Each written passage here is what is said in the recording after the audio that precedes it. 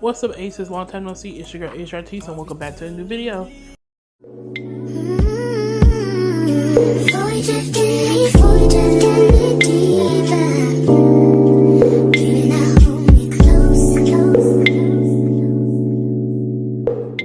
Welcome back, Aces. Welcome to a new sit-down video. Today's video is a little bit different. I went on TikTok and asked people to comment some questions they got about girlhood, just like for a girl sit down, a girl chit chat basically. So it's not like a Q&A, but like maybe like about career, lifestyle, relationships, friendships, whatever it may be. So I got like about 13 questions, and I think it'll be a good conversation to have on this channel, since I like to have them talks with people. So if you haven't seen the new video, it's right here, by the way, and it'll be up here. If you haven't seen the new video, please go check that out. Stop this. I'm gonna pause. We're not gonna make this intro too long. Make sure you like, comment, and subscribe, turn the bell notifications so you know what the next video is, and let's get into this video. So again, all these questions are coming from TikTok. People on TikTok commented these questions. If you don't know, my TikTok is Aysia on TikTok. Please go share some love over there. I'm gonna insert the TikTok that I was talking about that I made right here, but that's where the comments are coming from. So my first question I see on the list of questions is, what is the most ridiculous fashion trend that I actually secretly love? I'm not really a fashion person per se. Like, I don't really pay attention to like fashion trends. I did like the era that people was wearing LEDs, like stuff like the LED sneakers. I'll pop a picture here. The LED glasses. Like, I wish I could have went to a rave party that I could wear LED stuff to, because I thought that would be so fun. I don't want to go to the one where they're throwing paint on each other and they're like they may or may not be, you know, there may or might not be, because I'm scared of that. I saw the grassy, so I'm kind of scared of that. But in a rave party, I kind of feel like that would be fun. Not the ones where they're like, what's crowd surfing and all that, but a rave party with like LED lights, neon lights everywhere. That seems like pretty fun. So I guess the LED era, that I really wanted LED sneakers. Yeah, I did. I definitely wanted those. My next question is, what is my biggest fear and how do I handle it? If you ask me back when I was younger in like grade school and middle school, I would say failure. It still is failure in the same sense, because I overthink everything. I knew way when I was in middle school that failure was my biggest fear. I actually wrote a whole paper. You know how like you have writing assignments in English, and like we had to write a persuasive something. Maybe it was a persuasive, I don't know what it was, but an argumentative thing. I don't know what paper it was, but I wrote a paper. They asked us like what our fear was, and I immediately said failure. And it was a whole big thing. Like, my English teacher was proud. It was like the best thing. My aunt worked at my middle school. Like, she showed my aunt my paper, and I was like, why would you show her that? Like, that's kind of like crazy. Like, that's the whole thing. How do I handle it? I don't necessarily know. I mean, I have a great support system of people. But my people also know that I got overthink everything. Like, I'm like the biggest crash out overthinking, because I always got like things floating around my mind 24/7. Now it's just the fear of the unknown, because every time I get to the point of leveling up, people's like, oh, what's next? And I'm like, I don't know. And the unknown part scares me, because I don't know what's next. I don't know what's in the plans in a year or whatever. So back then it was failure. Now it's like the unknown. And I guess they both could work hand in hand in the same sense. But those are my two biggest fears, and like I said, I guess the ways I handle it is just I have a great support system. I have my de-stresses is like I watch YouTube, I watch react to things on Patreon, like people reacting to shows that I love, stuff like that. I'm really into streams now on Twitch. Like at first I wasn't a big Twitch person, but I watch like Kai and Agent and basically AMP. Like I kind of just let loose in that area, so that doesn't make me feel like I'm in this huge work bubble. So my next question is, what was something I would tell my younger self? I was gonna do a YouTube video on this, so I could probably go into more depth of, because there's a few things I would have told myself. But I think the biggest thing that I would have told myself is I wish I had more memories with my dad. I didn't actually get a phone till I didn't get my first phone, like, and it wasn't an iPhone until like my 8th grade year of middle school, and I didn't get my first iPhone till that phone from 8th grade broke, and then I got my iPhone, so I was recording all the time. And something that people know about me is that I used to have my phone recording everything. As soon as Snapchat introduced memories on their platform, as soon as that happened, which I think was like the summer of 2016, 2017, I was recording everything and saving it. So like if you go on my memories on Snapchat now, there's like a whole backlog of videos leading up to the summer of like summer 16. I feel like I don't have a lot of videos and pictures of my dad, and it kind of sucks because I have to reuse the same pictures or the pictures that people have of him. I don't really have that many of us. And like, you know how like you're younger and they take the pictures on like the little disposable cameras?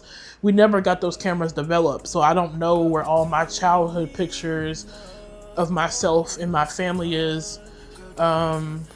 So I don't know what pictures are actually out there that I could have because we never got it developed. So I wish I had more memories with my dad that I documented more than I had with my friends.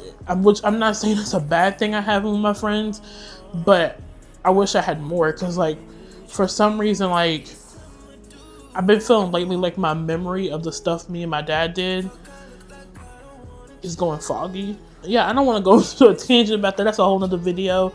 But I wish I had more memories.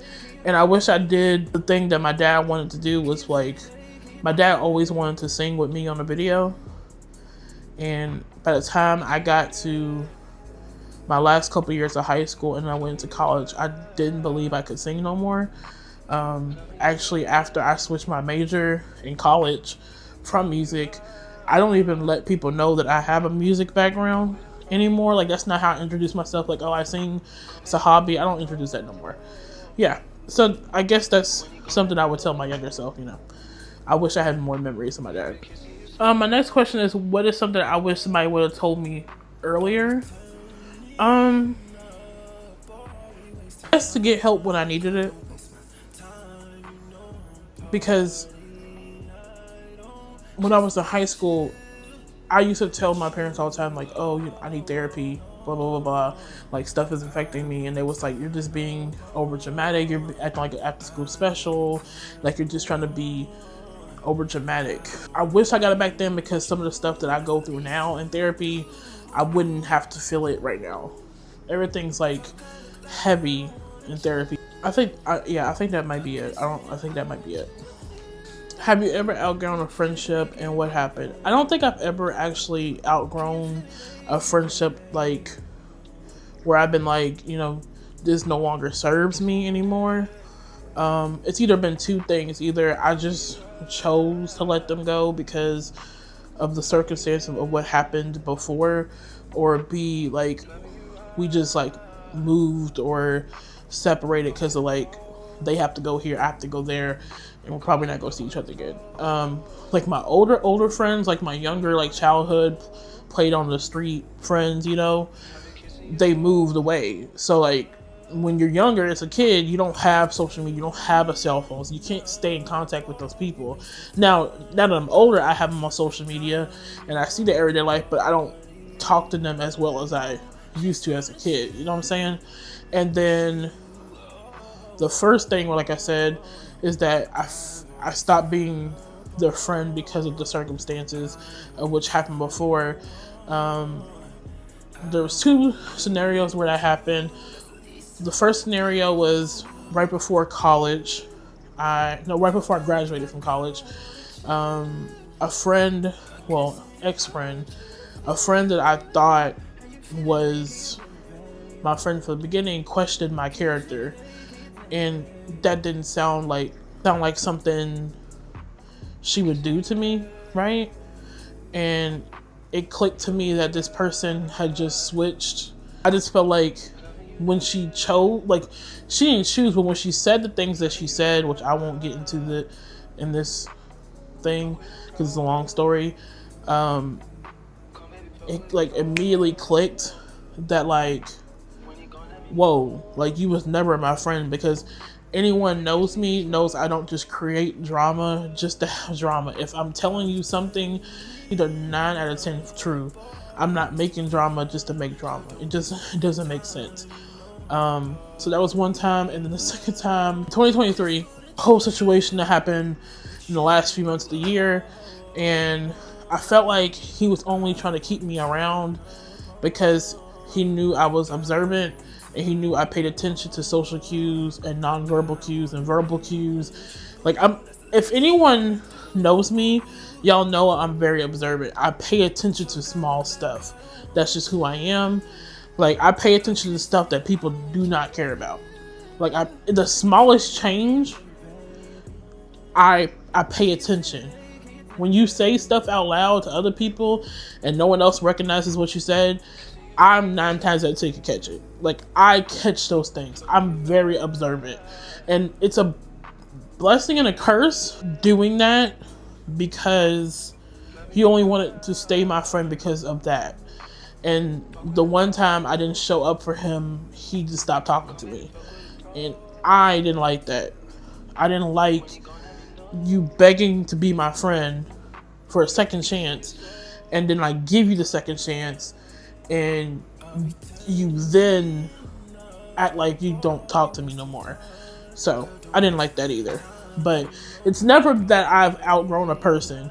It's more of either something happened for me to actually let go, or, like I said, distance was created. We had to move, separate lives, different journeys, stuff like that. Somebody asked me what my toxic trait was.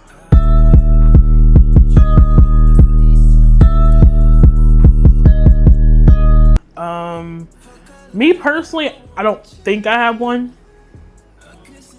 Not a toxic trait that affects other people. A toxic trait to myself is that I overthink a lot. But to other people, I don't think I have a toxic trait. Like, the only thing that I might do is that I'm very argumentative. So, like, I feel like sometimes in my head, I feel like I need to have the last word.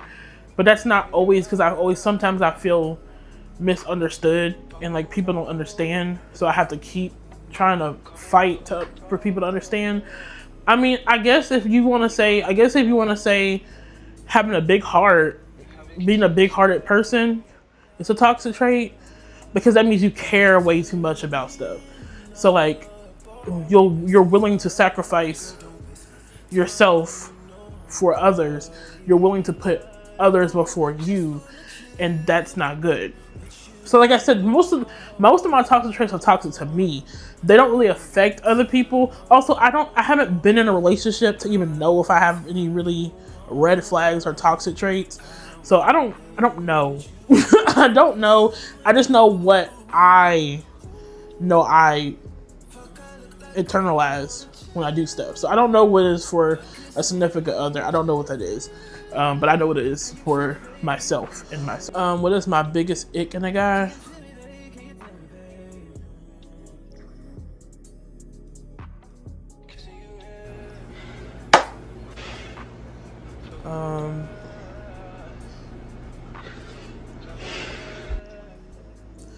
I don't know. I don't even talk to guys. I mean, I don't know. Like, I don't talk to guys. So. What the fuck is wrong with you? Oh, okay. Sorry. I don't know.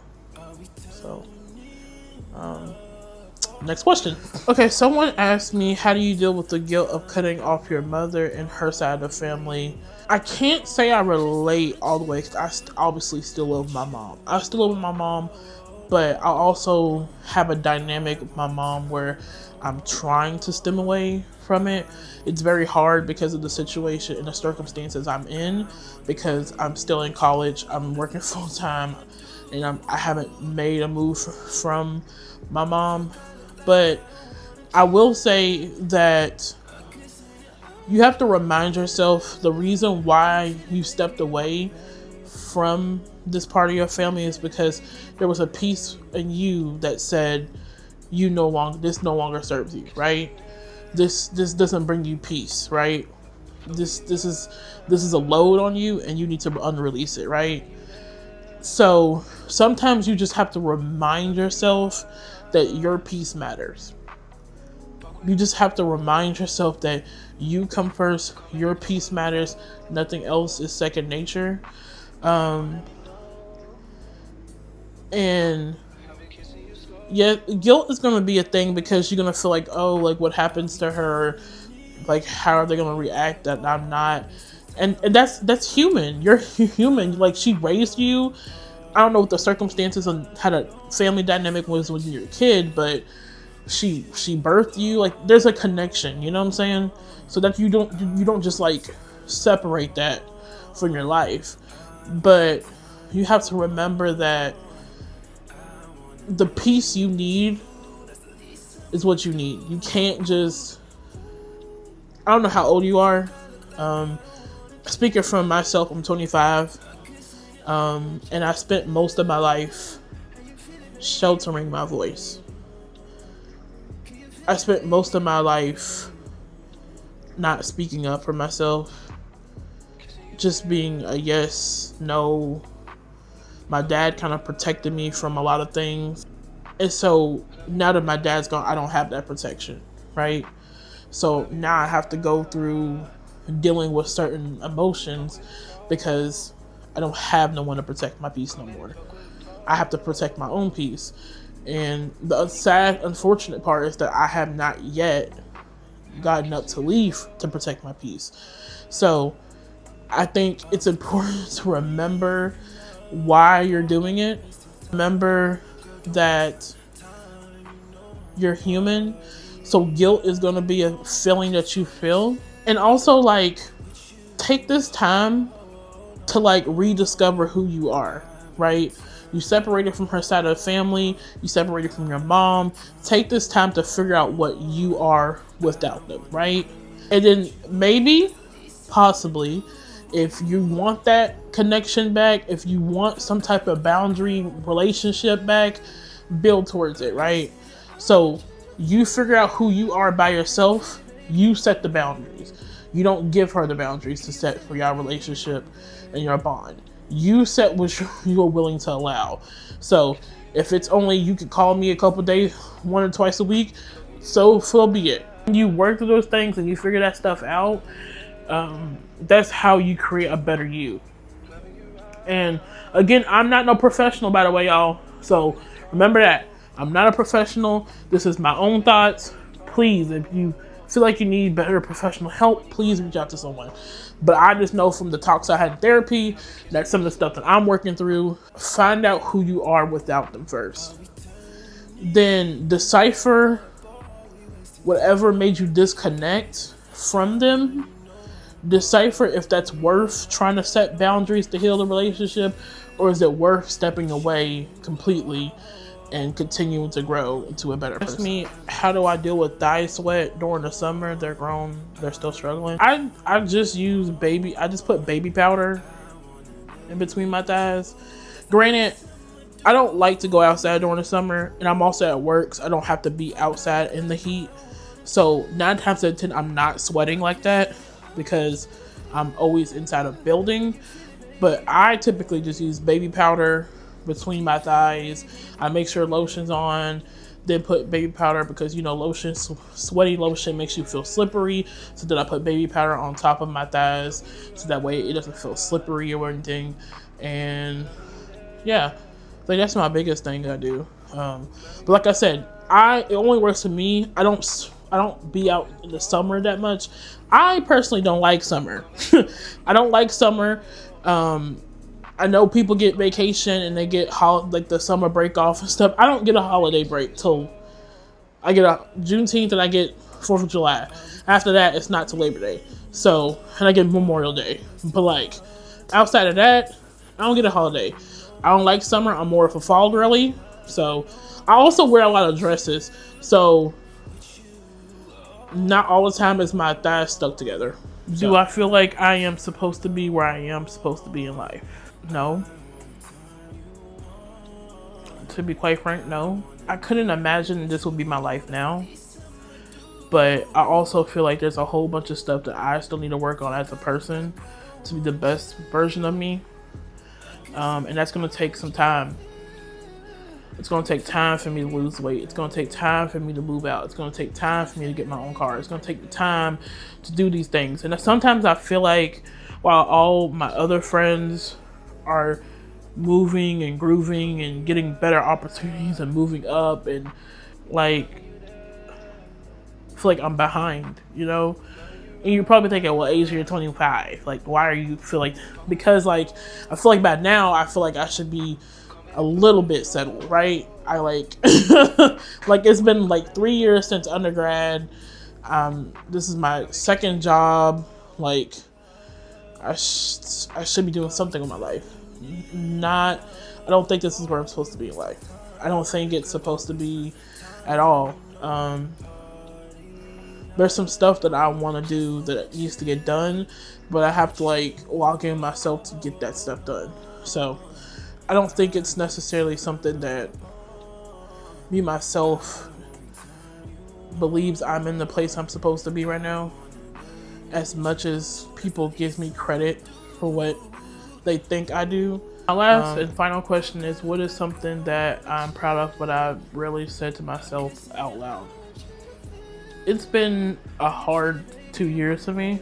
I don't think I gave myself credit for continuing to go after going through the loss of my father, the loss of a job, and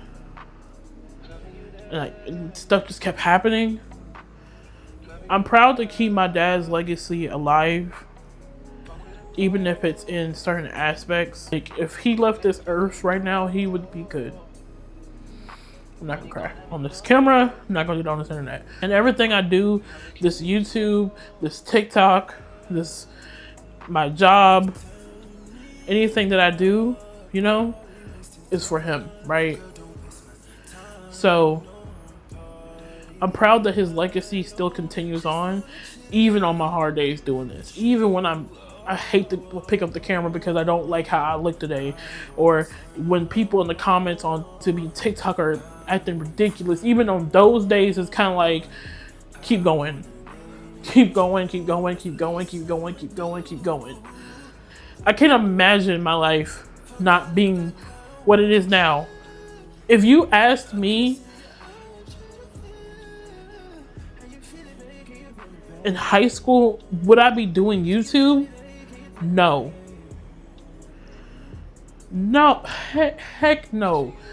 Heck no. No. And when I say, like, when you guys watch these videos, like, over the year and it gets progressively better, like, I mean that, because it's kind of like, when y'all are watching this, y'all seeing me grow. You know, I am people might not think it, but I'm very shy. I don't approach people. I used to be so extroverted. I used to make conversations with people. I used to go out in college. I was so extroverted. And then the last couple of years put me back in a shell. And then I got into the work field and I was like really in my shell. Then I lost someone and I went deeply into the shell and I had to re-come back out of it. I had to re-come back out of myself. So that's something I'm proud of. I'm proud that that's something that I can say, like, yo, I did this, and I'm keeping someone's legacy alive. Well, all right, Ayces, this was like probably a little bit long video. Some of these questions I can probably go into depth more in a separate video, so let me know which ones you guys want that. I probably will definitely do a separate video on things I would tell my younger self, because I already had that planned as a video. But if any of these questions y'all would like for me to go more in depth with, or if you guys have any questions out here and y'all want me to do a part 2, please let me know. I'm very open to talking about the things. This is Girl Chit Chat Corner. I really like communicating and talking with you guys. Before I end this video, I just want to let y'all know that even in all this content and even in these questions, you guys matter, you know? No matter where you are, where you're watching this, you matter. Your voice is heard. And thank you guys for always supporting me. There are times where I'm like, I wish people just leave me alone, you know? There are people who will single-handedly just say mean things because you're who you are, and you do nothing wrong. And I want y'all to know that, like, you guys matter, and you guys are heard. And on this channel, I don't care what no one says. I don't care what no one thinks. I don't care if someone thinks my story times are fake. They don't think it's realistic. I don't care if they think I'm all these things. On this channel, it's authentic. It's raw. So if I cry on this camera, I cry on this camera.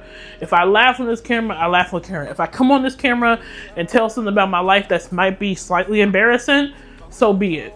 But anytime I hop on this camera, it's always going to be 100% me. It's always going to be 100% me. I'm never downing myself to be less than myself. You know what I'm saying? That's how I want this channel to run. That's how I want my brand to be built. It's always going to be 100% me. I love you guys. Stay tuned for the next video. New video out next week. Make sure you like, comment, and subscribe to the bell notifications. You know when the next video's out. And we see you later, Ayces. Bye. Voy de ti, voy de mi vida.